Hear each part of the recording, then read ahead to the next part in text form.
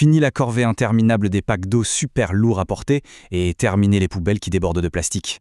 Le secret pour couper définitivement les ponts avec le réseau municipal d'eau, eh bien, il ne se trouve absolument pas sous terre. En fait, la solution flotte littéralement tout autour de nous. Aujourd'hui, dans ce décryptage, on va explorer une technologie fascinante, complètement à contre-courant, qui transforme l'air ambiant en eau potable. C'est un changement majeur qui pourrait bien signer la fin des bouteilles en plastique telles qu'on les connaît. Et pour bien comprendre l'ampleur de cette révolution, il faut s'arrêter sur ce chiffre qui donne littéralement le vertige. 10 000 milliards. C'est le nombre de litres d'eau qui flottent librement dans l'atmosphère terrestre, là, en ce moment même.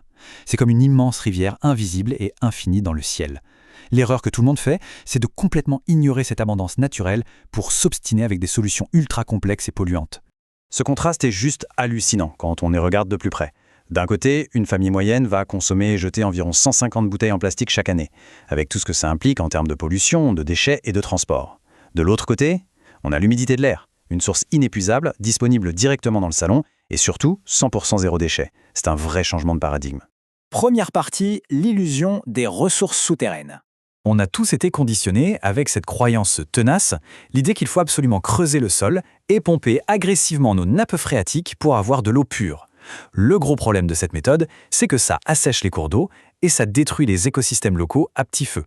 Et c'est là que cette alternative atmosphérique devient incroyablement puissante. Elle ne perturbe absolument aucun écosystème aquatique. On utilise un cycle naturel infini, puisque l'atmosphère se recharge toute seule grâce à l'évaporation des océans. En gros, on se sert sans rien détruire sur notre passage. Deuxième partie, comment capturer l'eau atmosphérique. Bon, la question logique maintenant, c'est comment on attrape concrètement cette eau invisible. Pas besoin de chimie compliquée, c'est de la physique pure et dure. C'est super simple en réalité. Étape 1. Un ventilateur aspire silencieusement l'air ambiant. Étape 2. Cet air chaud rencontre des serpentins très froids. Le choc thermique crée une condensation immédiate. C'est exactement le même principe que la rosée du matin sur l'herbe.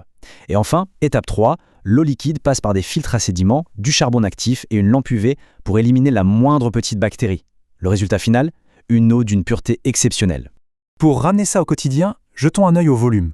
20 à 50. C'est le nombre de litres qu'une machine standard est capable de produire chaque jour. C'est énorme. Ça couvre largement tous les besoins en boisson et en cuisine d'une famille entière. Et le meilleur dans tout ça ? Aucune plomberie nécessaire. On branche simplement sur une prise électrique, dans une pièce ventilée, et c'est parti.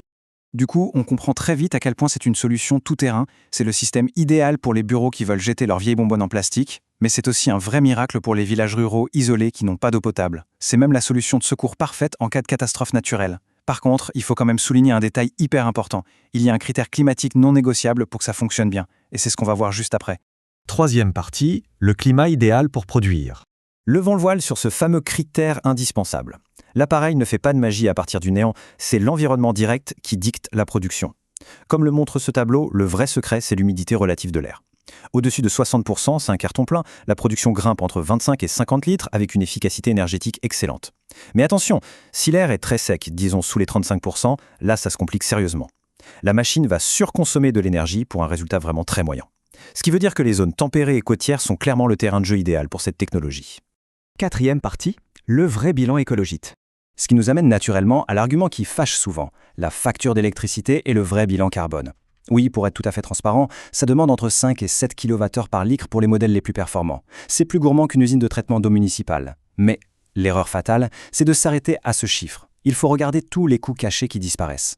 En produisant chez soi, on élimine totalement la fabrication de plastique. On supprime les camions de transport sur des centaines de kilomètres et on oublie l'enfer de l'enfouissement ou du recyclage.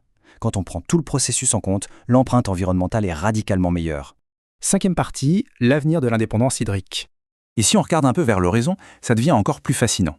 L'industrie innove à une vitesse folle. On parle de nouveaux matériaux de condensation ultra performants et de cycles thermodynamiques optimisés pour baisser drastiquement la consommation électrique. Mais le vrai game changer, la révolution absolue, ce sont les prototypes 100% solaires qui arrivent. En couplant un panneau solaire avec ce générateur d'eau, on obtient l'indépendance parfaite.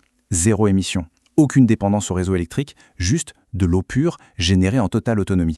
Pour vraiment bien ancrer l'idée, reprenons cette citation clé du décryptage. L'eau atmosphérique représente une ressource estimée à plus de 10 000 milliards de litres. En arrêtant de chercher désespérément sous la terre et en levant simplement les yeux vers le ciel, on a littéralement accès à une solution incroyablement vaste pour régler les problèmes de gestion de l'eau moderne. Ce qui amène forcément à cette réflexion finale, est-ce qu'il n'est pas temps de faire le premier pas vers une vraie indépendance écologique ?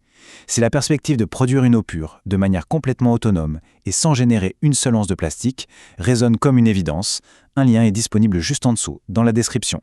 Il donne accès à une excellente sélection de générateurs d'eau atmosphérique, avec la possibilité d'utiliser un code promo pour s'équiper. Merci d'avoir suivi cette analyse, l'eau du futur flotte littéralement déjà dans l'air qu'on respire.